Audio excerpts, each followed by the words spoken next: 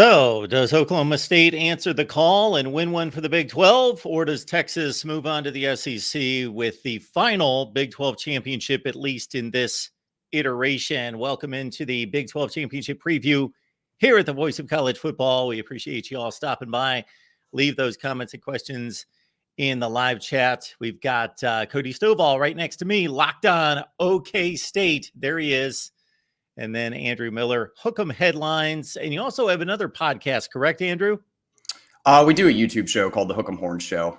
So Excellent. A lot of podcast style content, though. Appreciate you guys being here.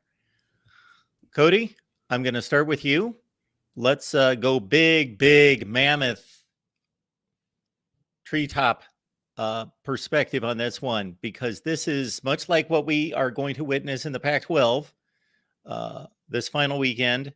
In a different way, not the end of the line, of course, for this conference, as it is hopeful for the future and, of course, has expanded and is healthy, unlike the Pac-12. That is truly the end. But in this iteration, Texas is gone, Oklahoma leaving.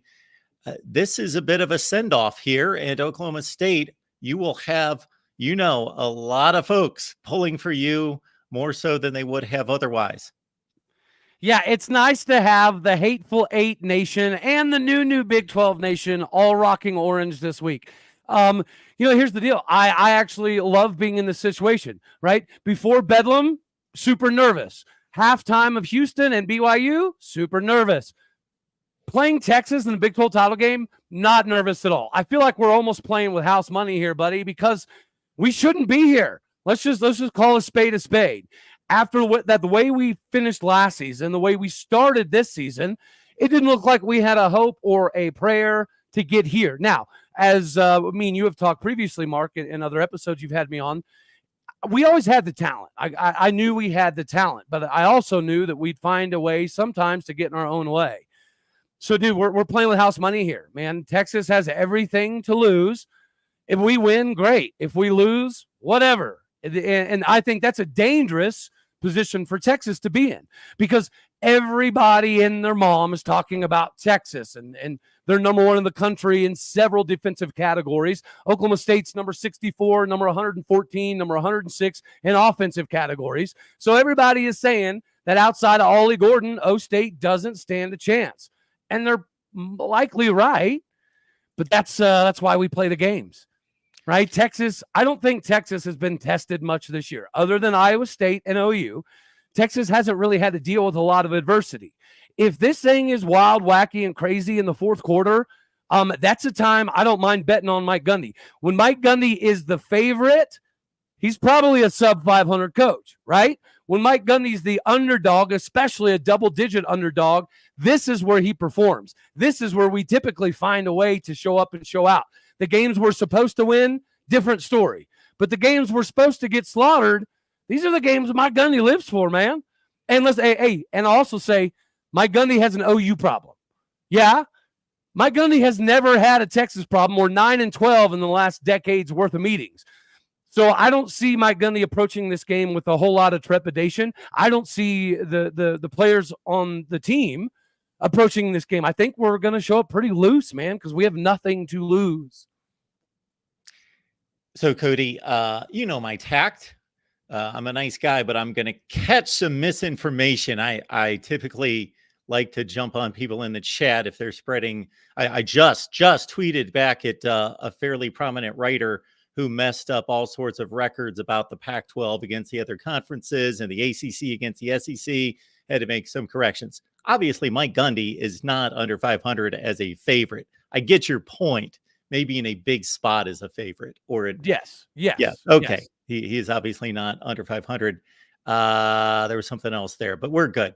All right, Andrew, I'm going to carry the same narrative to you, just in regards to it's Texas against the world, Texas against the Big 12, and of course, Brett Yormark made his decree back at Big 12 Media Days to Joey McGuire, and I guess he's now going to ask Mike Gundy to take the baton.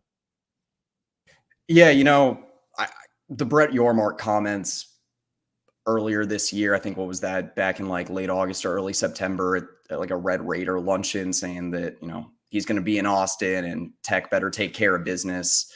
against the Longhorns that those comments just didn't age super well. This Texas team, it happened against Iowa State when you had the Jared Hufford comments about, Texas doesn't think their ish stinks and all that sort of stuff. And, Texas comes in and holds Iowa State to 9 rushing yards. Probably should have beat them by more than 10 points, had a couple of touchdowns called back on flags, that sort of stuff. But the point being that, I think this Texas team, they're good enough to where they don't need bulletin board material. The culture is much stronger within the locker room and within this program under Steve Sarkisian in his 3rd year than I think it ever was under Tom Herman or Charlie Strong, probably, for that matter. And so, Oklahoma State, I don't necessarily think Gundy in particular has given them any bulletin board material, but you got this whole idea of Texas playing the revenge tour this year, where, every team that beat them last season, they've already beaten except for Oklahoma State, where, with the new additions to the Big 12, the 4 new teams coming in, Oklahoma State wasn't on the schedule this year. I know a lot of Texas fans did want Oklahoma State because that game would have probably been in Austin this year since it was in Stillwater last year. And just the way that game went, that was probably Quinn Ewers' worst start of his career. 3 interceptions, completed 39% of his passes. And just all around, it just didn't sit well with Texas. That was kind of the game that ended up eliminating Texas from the Big 12 championship game race too. So, they still, I'm assuming, got revenge on the mind and, just something to prove, because even beyond Oklahoma State, Texas has a big point to prove to the selection committee. Even though they have the edge in strength of schedule and, more top 35 wins in the FPI and pretty much all those metrics for resume, Texas looks better than Oregon. Somehow they're still below Oregon in the CFP rankings. So I think Texas is going to have a lot to prove, come out, hopefully get a double-digit win this weekend for them and their playoff chances. Because, they need some help too, but they're going to do all they can, I think, to make their point known that, they are the Big 12 champions for the first time in over a decade and that they belong in the playoff. Andrew, since we don't have you for too much time, I'm going to get out of the way since you've addressed the CFP issue, because that's what people want to hear about when it concerns Texas, even more so than the Big 12 championship. They want to know, okay, what's the comparison against Bama? What's the comparison against Oregon? So we pretty much addressed that. So I want to get to the matchup here. Cody, I'm going to cut you loose because I want to get out of the way and have you guys chop up the matchups. Yeah, Cody, I didn't know if you had something you want to start with there. Oh, nothing. I think you guys have both kind of hit the nail on the head. That is the predominant conversation right now is Texas good enough for the Final Four? How can they make the Final Four, right? They are going to have a little bit of help along the way. But, I think they'll get it, right? If Georgia beats Bama, which I do have Georgia beating Bama, and Oregon loses, then, I think Texas does have a legitimate shot at a Final Four. But again, that's the conversation. Nobody is talking about this Oklahoma State team having a chance at all. Everyone's talking about the refs or how it should have been Red River or what Texas is going to need to do to get to the Final Four. And again, I absolutely love it. I feel like we're getting overlooked, and I think that's massively beneficial for Oklahoma State. Realistically, I think if Texas was taking this game super seriously, maybe they do win by a crap ton. But we've heard it before from coaches that sometimes too much love is rat poison for a locker room. And Texas has not experienced this much love in over a decade. So I think that there's a lot of things that are helping us from a bulletin board materials style of standpoint. Yeah, I can see that for both sides here. Like I said, I do think the culture is a little bit stronger in the Texas locker room right now. So I do think I don't think it's going to get to their heads as much as it would. When I think of Texas, Oklahoma State, where Texas is a heavy favorite, I think of the 2018 matchup where I think it was Oklahoma State's homecoming that game. And Oklahoma State is like a 500 team that season. Texas heads in as a playoff contender at the time, ranked in the top 10. Yeah. And Oklahoma State winds up winning that game.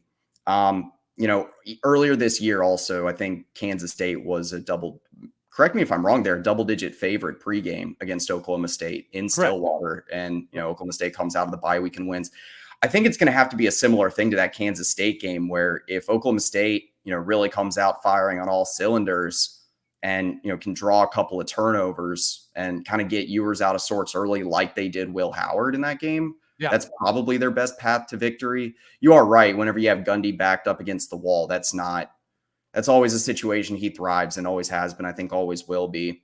But to counter that, obviously Texas has the matchup advantages here. I think that, Oklahoma State is going to have more issues running the football this weekend. That's obviously been highlighted, but, a lot of people talk about Byron Murphy, Tavondre Sweat, probably the Big 12 Defensive Player of the Year, maybe Nick Martin.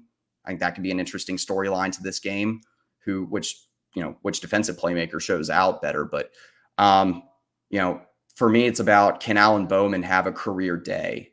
Can Oklahoma State find a way to get Brennan Presley the ball? Maybe Leon Johnson, something on the outside. But Texas, I think it's key. Ryan Watts, starting redshirt junior boundary corner for Texas, a really quality guy, potential NFL guy. He's questionable for this game. And I think him being healthy potentially this weekend, get some size up against Leon Johnson on the outside.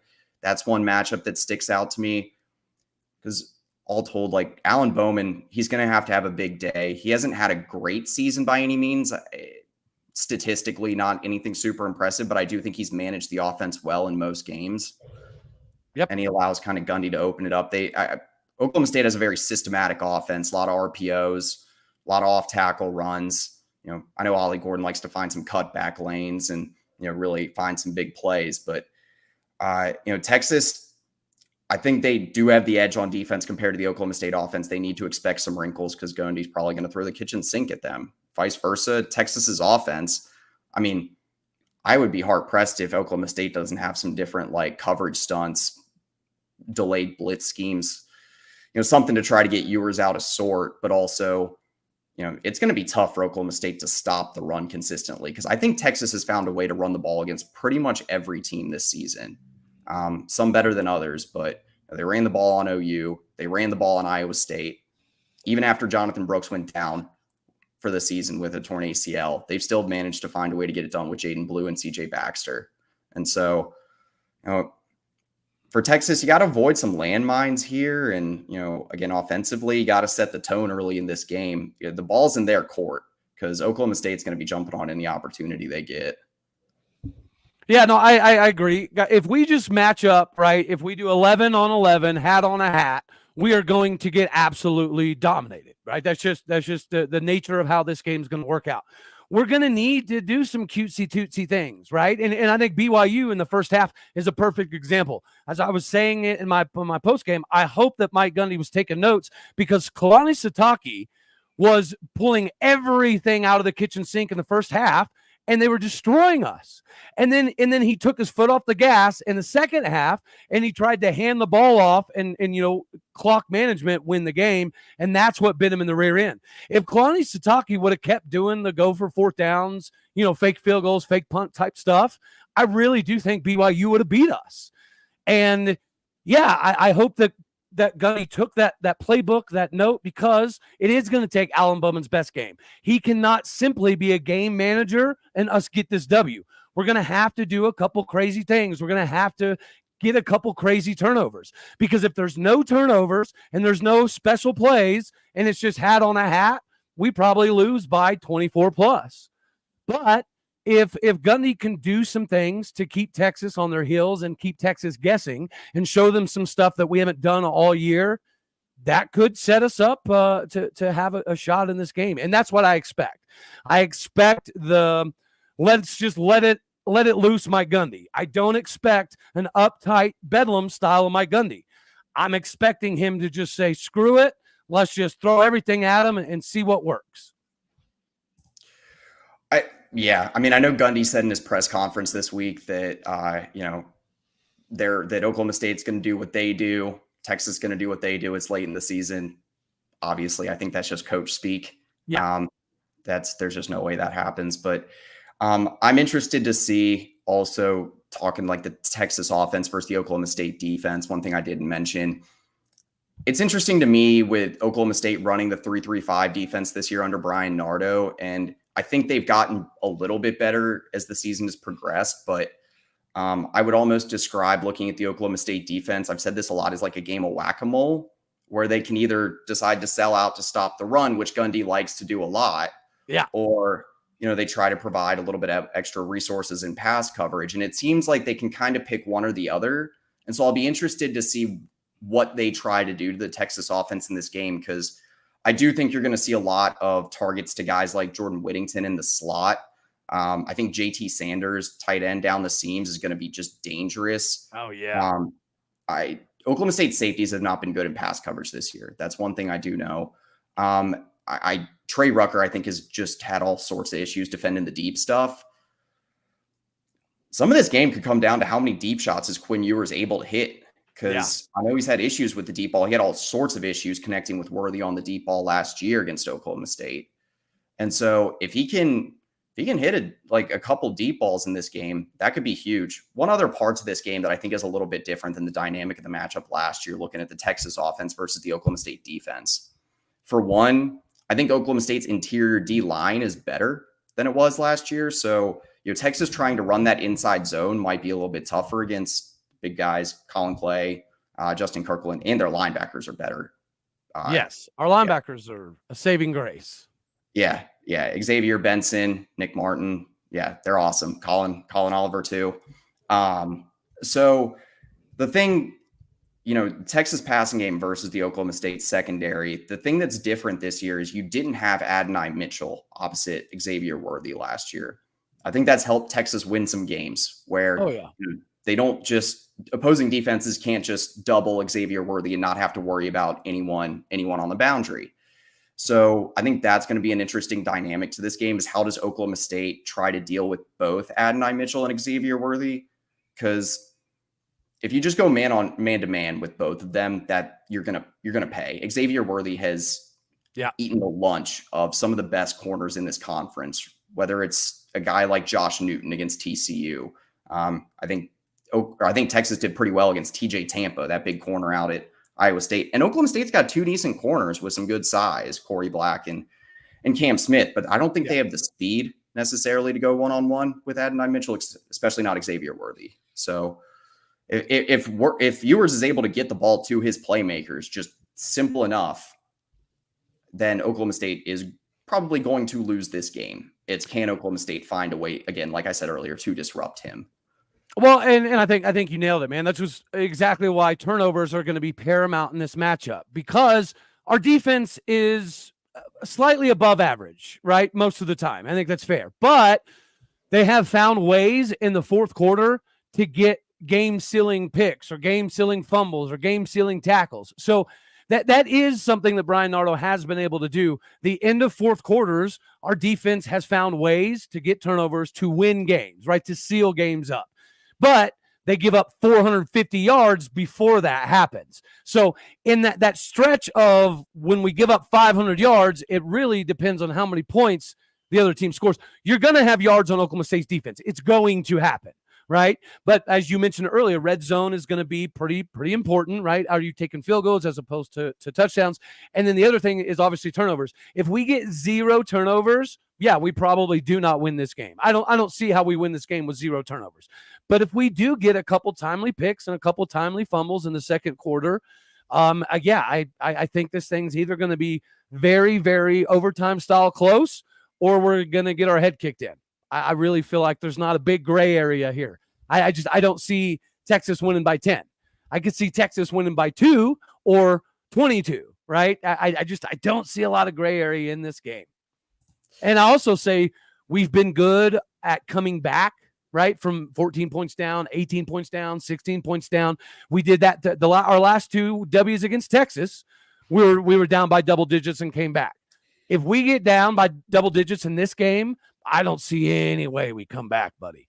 If Texas gets up 24-3, it would take a onslaught of injuries for us to be able to come back this time. So I think, we got to find a way to keep it close. But if it's an ugly, dirty, nasty, muddy game in the fourth quarter, that's when I will hammer the over on my Gundy. Yeah.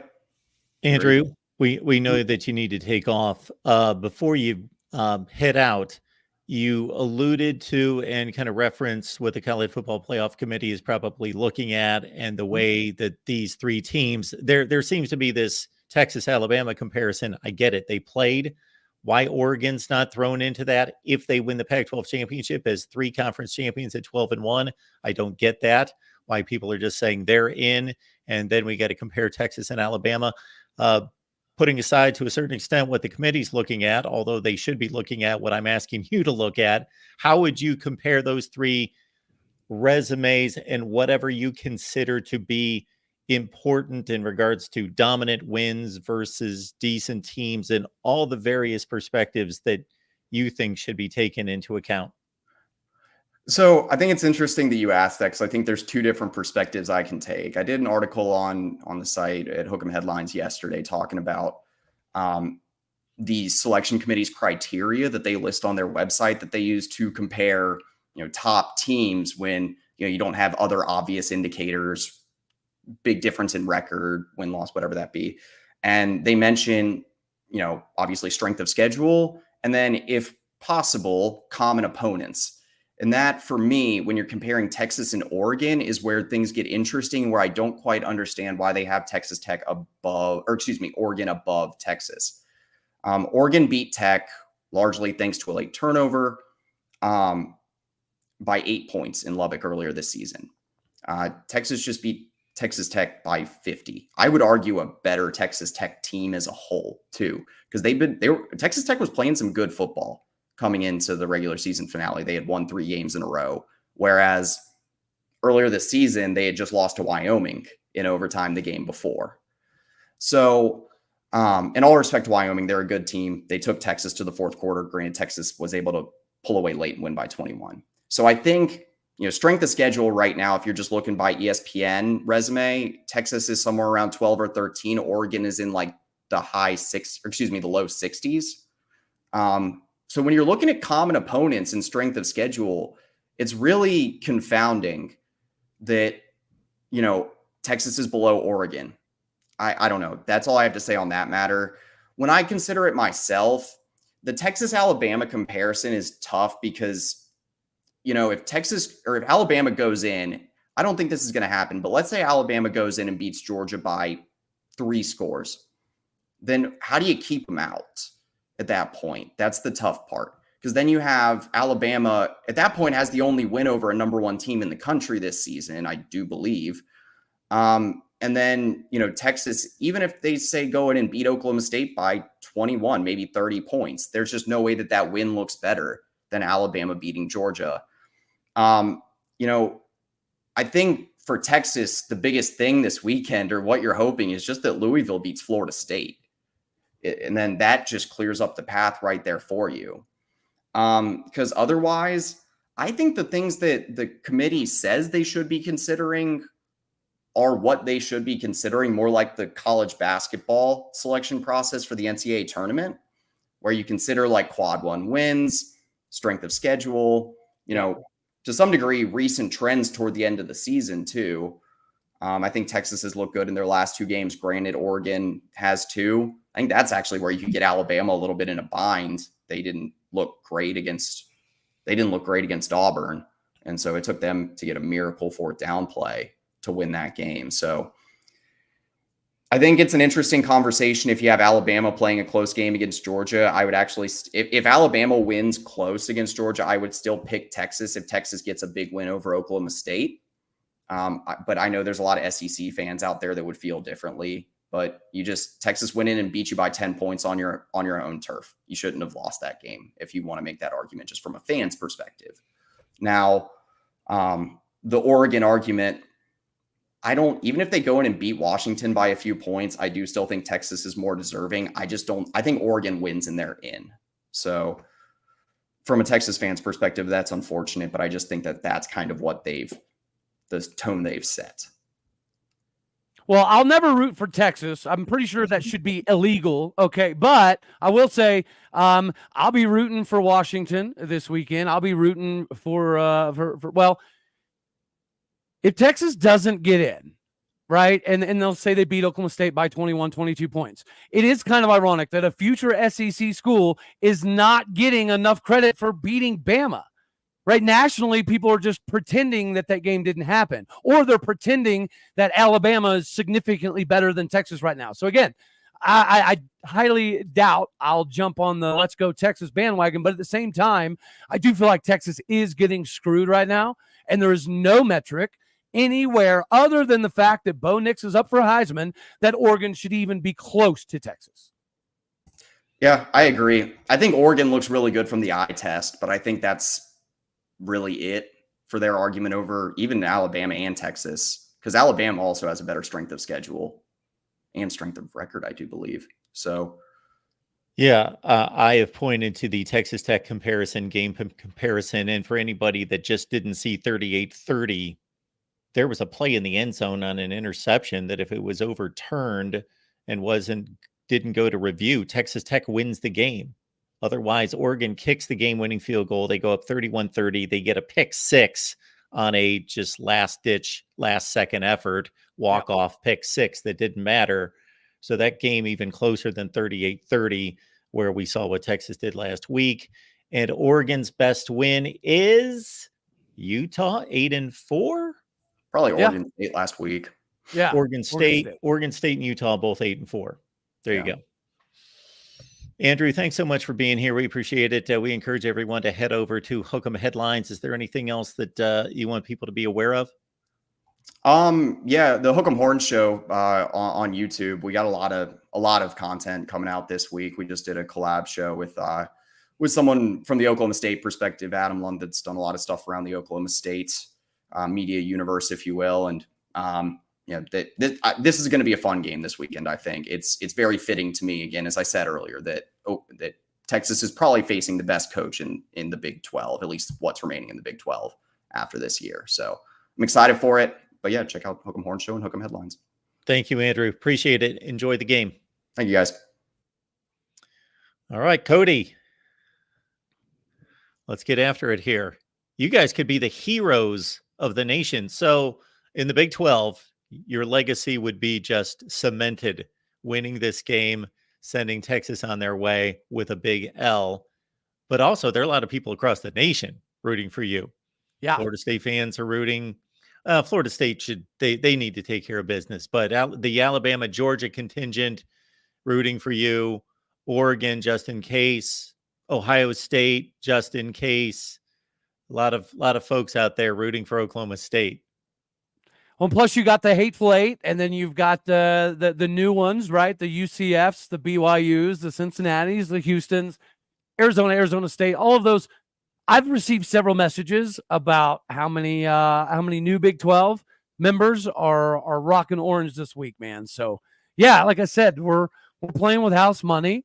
Everyone's talking about the matchups. Matter of fact, I was watching a couple Texas shows this morning, and they were talking about how Oklahoma State doesn't have any deep threats. So, Texas is just going to be able to play man-to-man the entire game. And they on paper, are right. But as we all know, these games aren't played on paper. And if we do throw the kitchen sink at Texas, yeah, I think we're definitely going to have some opportunities here. And even if Ollie Gordon's maybe not quite 100%, he is dealing with a little bit of a lingering ankle issue. How much is like the previous game against BYU? He didn't start running until he got hurt. Before he got hurt, he only had like 64 yards. And then he had to limp off the field. They had to go tape the ankle up a little bit extra. He comes on the field and runs for, a $110 or whatever. So, yeah, I do think that Ollie Gordon is going to be factoring in this game, but I think that Oklahoma State position-wise is getting underestimated, right? Just because we lost our star wide receiver, DeJon Stribling, and then we had to go to Brennan Presley, and then Leon Johnson, who was going to redshirt. He's only got to play a handful of games, but in the handful of games, he's already got like 200, 300 yards. So, yeah, I love the situation that Oklahoma State is in. I mean, we're showing up with really nothing to lose, man. And it's a good spot to be in, especially if you're Mike Gundy. These are the games that Mike Gundy typically shows up in. Absolutely. Well, is there anywhere on the field, you guys sized up some matchups here and there and jumped around. Is there anywhere that you feel that whether it's a straight comparison, offensive line versus offensive line, or defensive backs against defensive backs, or if it's a more of a on the field matchup, offensive line versus their defensive line or whatever, that you think Oklahoma State can exploit Texas? Well, he actually mentioned a little bit of it. Our interior guys, Colin Clay, 6'3", 315 pounds, and then Justin Kirkland, 6'4", 356 pounds. These are guys that Oklahoma State didn't get for years, right? You've heard Mike Gundy talk about, we don't get 300-pounders in Stillwater. We heard that for 16 years. Well, now we've got several. We've got several 300-plus pound dudes that have been not only good this season, but held up pretty well. Oklahoma State is good at defending the run because of our defensive line. Statistically, our defensive line doesn't do a lot of crazy, fun, sexy stuff, but they're really good about dominating an area of operation, right? So if our nose tackle can eat up your center and a guard simultaneously, it frees up our linebackers. This is why we lead the conference in tackles. This is why we have 2 guys in the top 5 in tackles for loss. And then we're pretty good in the sacks department as well, is because our defensive line frees up availability for our linebackers. And I do think that our linebacker core, I know they have Jalen Ford, who is a top 3-round guy, but I think across the board, you have Colin Oliver, right? Former All-American. You have Xavier Benson, who has played for years in the Big 12, is a pretty good leader. And then you have Nick Martin, who is likely to be an All-American this year. So 2 of our 3 linebackers are All-Americans. I think we have the advantage there. Everywhere else, it's pretty much, we have a little bit of ground to make up. So defensive line and linebacker are 2 positions that Oklahoma State is getting a little swept under the rug for this game that I think could come up big for us. This is an impossible question to answer, but I'm going to ask it anyway, especially with the transfer portal where teams can change so much. It used to be where, okay, this is our team. We believe that these guys are going to the NFL. We know these guys are going to the NFL. Okay, let's see how it plays out with those decisions. Good recruiting class. Couple of these guys will impact the first year. This is probably what we're going to be. Transfer portal has kind of thrown that up in the air to a certain extent. But considering everything that you see with the new formation of the league, the new programs coming in, the difficulty of facing the Utahs and some of the other programs coming in, but them first and foremost, at least right now, is this a one-shot deal for OK State? Or are they built? Do you think that they're trending upwards? I do actually think we're trending upwards. So from what I'm hearing, and a lot of things could change, but from what I'm hearing, there's a 99.7% certainty that Ollie Gordon's coming back. We've got 4 offensive linemen that have the opportunity to get a 6th year. I would expect at least 3 of them to do so. We only had like 20 seniors on the entire team, Mark, and half of those dudes can get a 6th year. We should return 80 to 85% of the roster next season, including Ollie Gordon. Now, I think the biggest question is going to be a quarterback. Alan Bowman has also submitted his 7th year. And from what I've been told, for whatever reason, he will likely get it. If he does do that, we might lose a couple quarterbacks. If Alan Bowman doesn't get his 7th year, or he decides not to come back for a 7th year, then I fully anticipate we bring 80, 85% of this roster back. And I do think that we've got 2 freshmen that are currently committed that will have an opportunity to play immediately next year as well. So, yeah, I think everything is trending for next season, which has me nervous. To be honest with you, when we're a favorite, that's typically when things go south for us. So I don't like us being picked. But if Ollie Gordon comes back and 4 of these offensive linemen come back, we literally get 80%, 85% of our defense back. We've only got like 3 seniors on the entire defensive side of the ball that don't have any more eligibility. Yeah, this is all trending for next year, which is, again, why we're playing with house money here.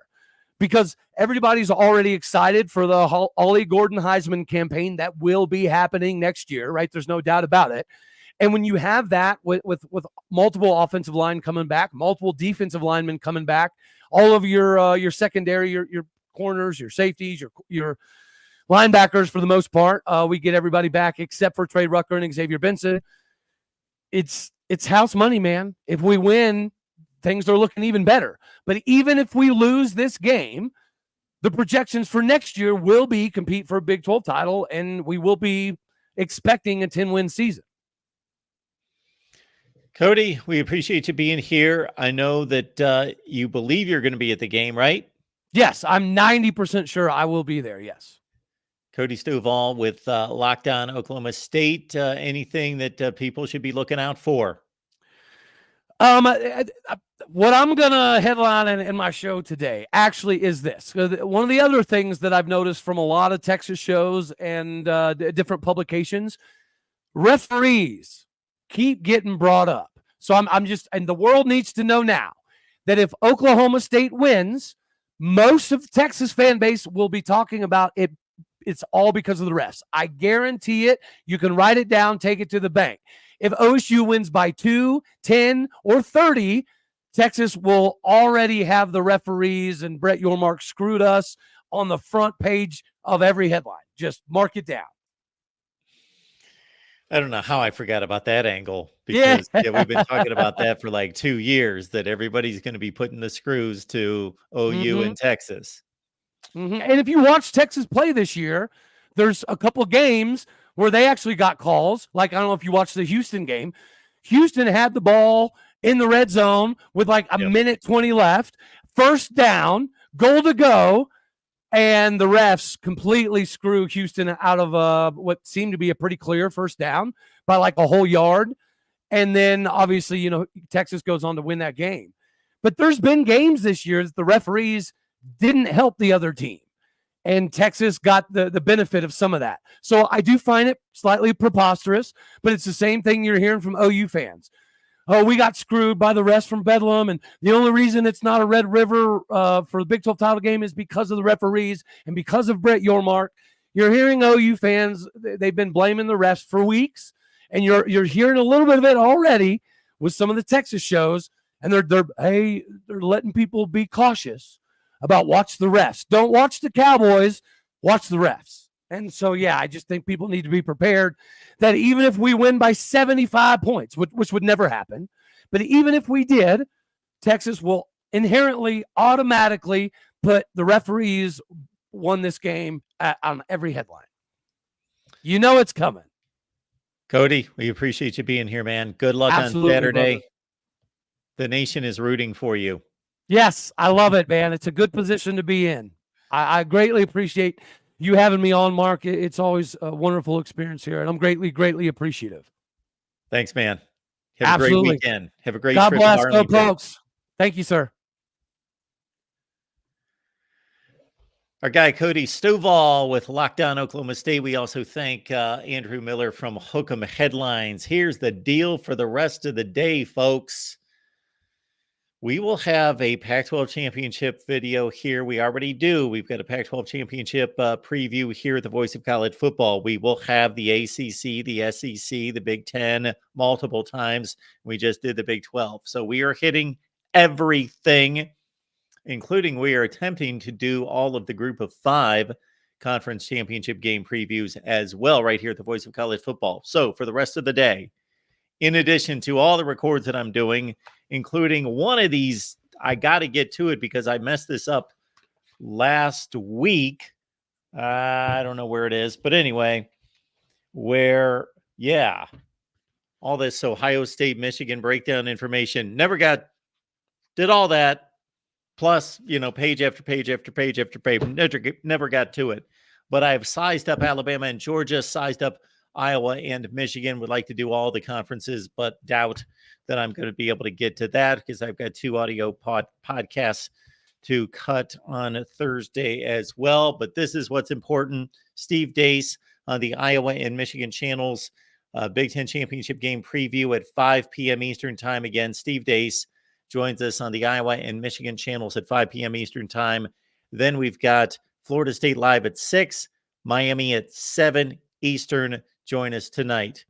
We will see you here at the Voice of College Football very shortly, about 2 hours away. Have a good afternoon.